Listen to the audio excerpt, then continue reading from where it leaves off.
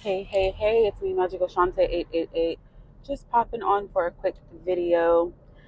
It is March 20th, which makes it officially spring equinox. Um, I'm so grateful to have made it to spring because the year started off very, very rocky for me and my family, and I'm just grateful that the sun is shining and it's bright. It's a little crisp today, but the sun's shining. It's beautiful. It's not dark. It stays light longer. I'm just happy and I'm looking forward to the opportunities that spring will grant. I'm hoping that you are manifesting many things, working on things, and that they are coming into bloom for you. The seeds that you've planted are coming to bloom. Um, but yeah, we are also in the middle of Mercury getting her micro braids, aka Mercury retrograde. I think we just got out of I think we're still in a Venus retrograde. There's just a bunch of things in the planets that are going on, and it's a lot. It's a lot. And if you are not aware, it'll make you feel like you're going a little crazy. People like to minimize the stars and the planets and all of that stuff, but I really do believe that it's all connected. I'm not a person who only believes in that, but I do believe that it's all connected. I do. I definitely believe in your signs and all of that, and I also realize that there's other signs that are connected to. Like, there's just so many different things that are all connected, and people feel comfortable dismissing astrology or things that are esoteric, like tarot cards or psychic readings or whatever. Like, people love discrediting those things, but I'm gonna tell you something. And most spiritualists and people who do card readings and who are spiritual know that the church girlies be the main people looking for insight because they want to know if their husband is cheating. They want to know if they want to know. Everybody always wants to know, and sometimes there's things that your mind's eye can't see. So sometimes you have to ask for a little bit of help. Um, and I don't think that there's any harm in that. I really don't. But I definitely think that you should trust yourself first. But I also understand that when you're on a journey and you are indoctrinated primarily with religion and patriarchy, you are set up to believe that you cannot trust your own mind because, and don't be a woman and don't be, like when you're a woman, that's the main thing, but I could go on and on, but how are y'all doing? I hope y'all are doing well. I am doing well today. I've been doing well, but today I'm feeling good. Heading to go get a quick workout, and then Brooklyn has karate later, and we're going to ride out the rest of the week. Today is already Thursday, and just last week was spring break. And the year is coming to a close. They're already talking about registration for next year. I'm just like, wait, the year just started. What do you mean? What do you mean? I literally cannot keep up. There's just so many things to keep up with. Um, but my main point of coming on here was to mention the spring equinox and to ask, like, what do y'all work like, without being nosy or prying, like, what's one thing that you are gaining? I'm not going to say hoping to gain, gaining during this spring season. What is one thing? I'll share one thing that I'm hoping to gain. I am hoping to gain more, not hoping, I'm going to gain more clarity, because as we're in this retrograde right now, A lot of thoughts and emotions of past relationships are coming up, and I'm allowing myself to not, I won't necessarily say feel triggered because I feel very triggered, but I'm allowing myself to process the emotions that maybe I did not process while I was in those situations where I felt neglected or rejected, or I was abused mentally, emotionally, and all of the, things. I am allowing myself to feel those feelings, process them, and get clarity. And sometimes the clarity that's needed for those situations is to realize that the person or the people who hurt you obviously were hurt too.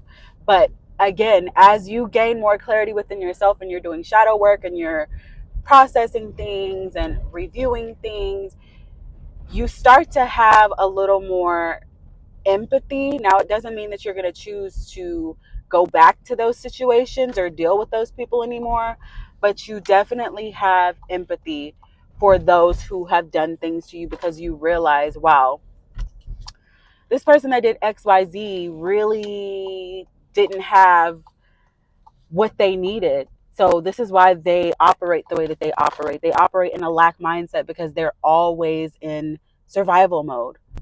And you can only understand that once you finally decide to step out of survival mode. I chose to not live in survival mode. I lived in survival mode up until about, can I be honest? Up until about 2022, I lived in survival mode. After 2022, shortly after I got married, I decided that I was no longer going to live like that. And I opted to step out and live a joyful, peaceful life and not be worried about, you know, what I don't have, or not be focused on lack. You know what I mean? Because truthfully speaking, when I decided to, okay, I guess I'm being transparent. When I decided to get married, I was 1000% in a lack mindset because I was not working. I was in relationship, in a obvious relationship with this person who I already shared children with. And I felt like if I don't do this right now, like, the situation seems right financially, like it's finally, at a place to where it's, tolerable. So I might as well do this, right? And so I did. And when I did, it just didn't feel how I thought it would feel. And it's not me trying to bash anybody. It's not me trying to make it seem like anything. It's just my truth. It just was not what I thought it was supposed to be.